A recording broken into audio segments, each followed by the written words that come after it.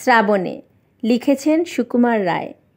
জল ঝরে সারাদিন সারা রাত, অফুরান নামতায় বাদলের ধারাপাত। আকাশের মুখ ঢাকা ধোয়া মাখা চারিধার, পৃথিবীর ছাদ পিটে ঝমাঝম বাড়িধার। স্নান করে গাছপালা প্রাণ খোলা বরসায়, নদী নালা ঘোলা জল ভরে উঠে ভরসায়।